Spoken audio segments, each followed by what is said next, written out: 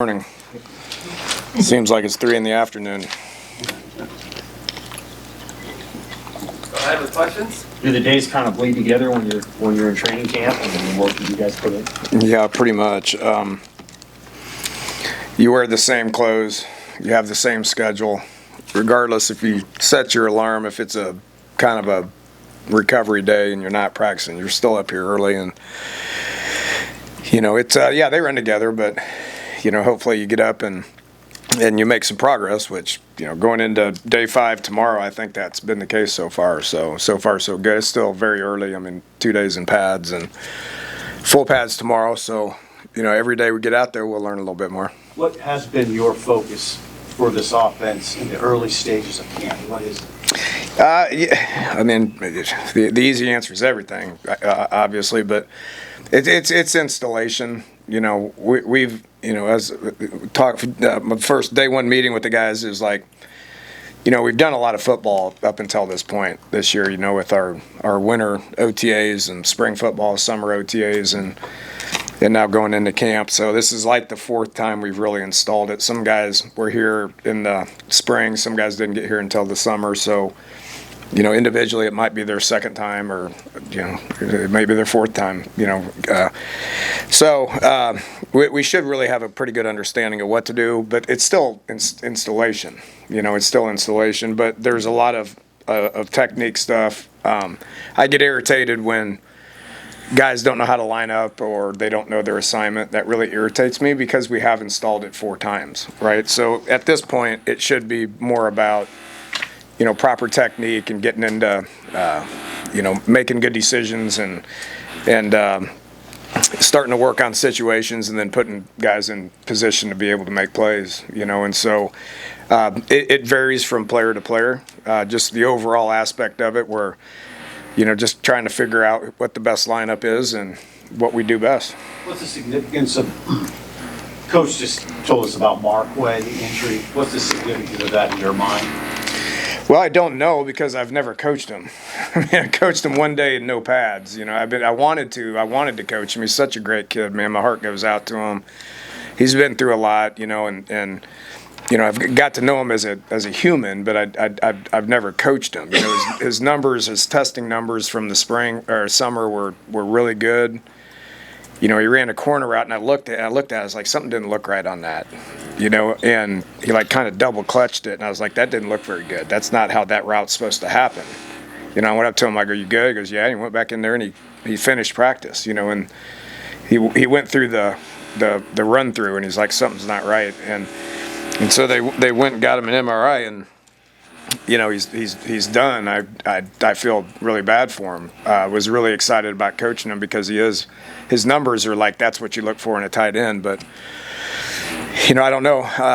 We have a good group of tight ends. How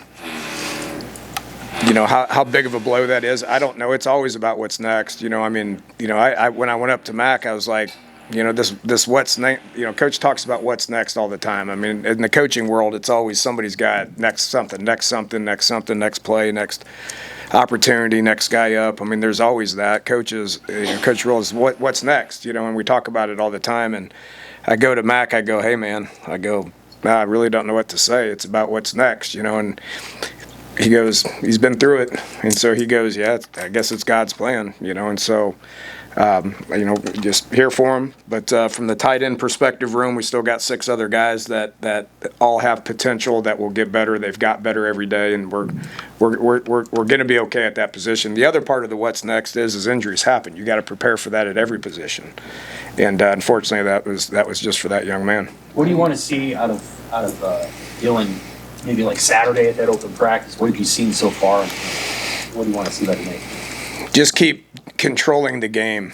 I've said this before. His football knowledge is advanced, and so we're putting a lot of things on him from going to the line of scrimmage and looking and seeing what's going on and getting us in the best play. Okay, and he can do that at a very high level. So, the leadership stuff, that's been awesome. The conditioning has been awesome. His rapport with people is awesome. The timing with the receivers is getting better, but managing the offense and getting us into the right play is is what I'm looking at, and he's doing a great job of it. And I keep giving him situation after situation after situation within just the play, not the situation in the game, but just within the play, to where he's got to look and read defenses and get us into a better place if he can, which will make us better, make us more efficient if he can continue to get better at that. Lyndon Meyer mentioned you telling the guys don't get tired of the routine play. Do you see them growing in that understanding, Dylan, maybe in particular with that? Yeah, I mean, one of our goals as an offense is to become a little bit more explosive. With more explosive bodies, I think that'll naturally happen. Okay, but that's not what we're going to obsess over. We're not going to be reckless with our play calls just to try to get explosive plays. That will come situationally. That will come. Where that really shows up and your yards per play go up is just routine play after routine play after routine play. If it's a check down for 5 yards, that's good. That's better than an incompletion, right? Or that's better than a sack. So just focus on routine plays, taking what the defense gives you. If you do that consistently, those routine plays turn into big plays with good players.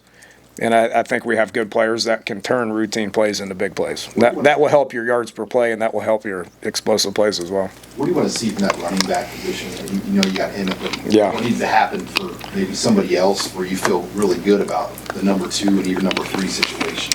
Yeah, we've had this discussion in this room a bunch, and I know that's on everybody's mind with just depth. I mean, look, that position, I've said it, and I keep saying it, you're getting to number 2 quick. You're getting to number 3 pretty quick, and you're probably going to get to number 4, and it may happen in the first half of the first game. So better get some of those other guys ready to go. I have been. I'm going to say this, and then I'm going to go straight in there, and I'm going to go find him, and I'm going to tell him what I said. And if he does anything wrong, I'm going to kick him right in his ass. Makai's done good. Makai's had a great summer. He's matured. He looks very explosive out there. He's had no busts. His assignments and stuff have been good, and he's doing a good job. Okay, Ike Mosey is going to be a good running back. He's got a running back body. We kept him at running back in the spring because we wanted him to settle in, and we wanted him to work on his receiving stuff, which he did. All that is good, but we needed to move him for depth purposes, and he's a talented young man. So.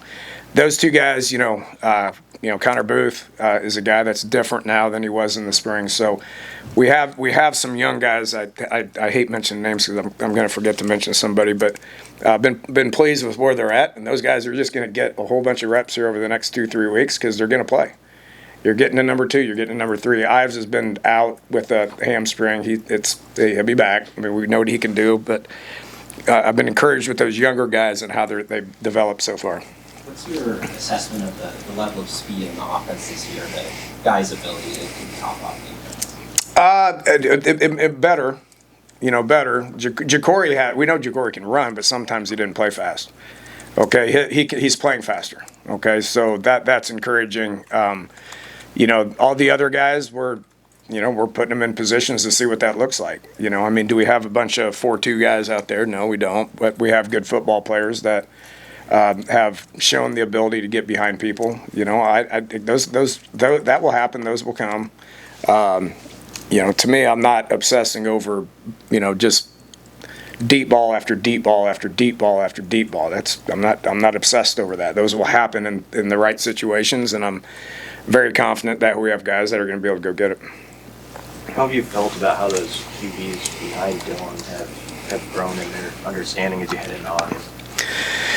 Yeah, they got a long ways to go. Jalen is Jalen. We know what he can do. He's intellectually he's way up there. He can do everything that we're asking him to do.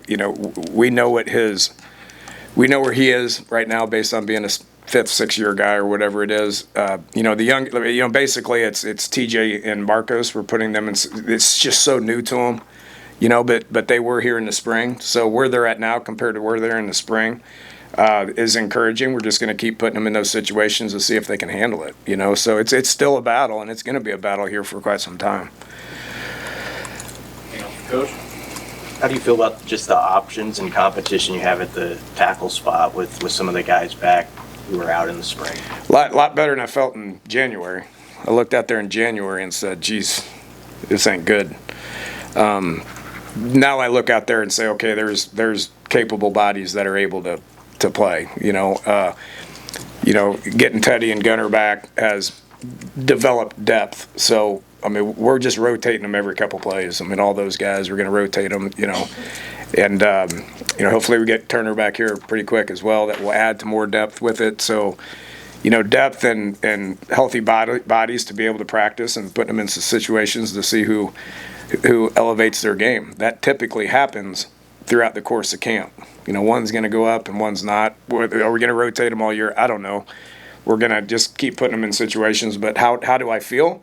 A whole heck of a lot better than I did in January. We're able to put 2 quality groups out there right now and get as much reps and work in as we need to. I know that they hadn't played a game, but this offensive line compared to some of the others that you've been, when you were a head coach, where does this one potentially stack up in terms of depth in that place? I don't compare it to. I don't care what I've done, where I've been, teams I've had. It's always about this and what we got to do to make this the best team that we possibly can. And I just look at it right now, and I'm happy with the depth. We got 17 healthy bodies at O-line. We get a third group out there and rep those guys with a bunch of young guys. It doesn't look very good, but they're getting a whole bunch of reps, and that's what young offensive line guys need is just reps and developmental, and then they need to eat and get in the weight room and worry about those guys here in a couple of years, But for the now and for like the next practice, got 10 good bodies that are all practicing hard, and that gives us an opportunity to coach them and gives them an opportunity to develop. You went away from Dylan for the summer for a little bit. What jumped out? He got mad at me. He's like, why didn't you call me for 5 weeks? I told you I wasn't going to call you for 5, joking. I talked to him a couple of times, but we wore him out for 3 weeks in June. And you can keep doing that. I mean, under the rules, you could sit there and do that for 8 weeks if you want to. It makes no sense. You got to get away from them. More importantly, we got to get away from them. It's not us get away from them. It's we get away from them. Just so it can just clear their heads, be kids, do your own thing, and I certainly did my own thing, but just getting away from them, when you get back, you're kind of excited about seeing them because you're about to spend a whole lot of time with them, not just him, but just like all the whole guys, the whole group, position coaches. Body makeup, how he came back. I liked where it was in June, and he did a good job in June and July of maintaining what he's been doing. He didn't let that slip. He was here the whole time working hard and looks great. Physically he looks great. That's not going to change because of what his mindset is right now. My job is to work on what's going on upstairs. What have you seen from these wide receivers, and why, if at all, are they better positioned going into this season? Just got more guys. More guys, and the depth is what I'm encouraged about. Just especially at the wideout position, adding 4 new guys. The young guys look good. I don't want to get into the names and everything. We know Dane's going to start and be good. We know Jacory's good. He's going to start and be good. And Isaiah showed up out there today, Hunter. But he's got guys behind him that are pushing him. Quinn Clark's pushing him, and Keelan Smith's pushing him. Jeremiah Jones looks really good. Cortez Mills has made a good bit of plays. So we got depth at wideout, which will make those guys better. All right, good to see you guys.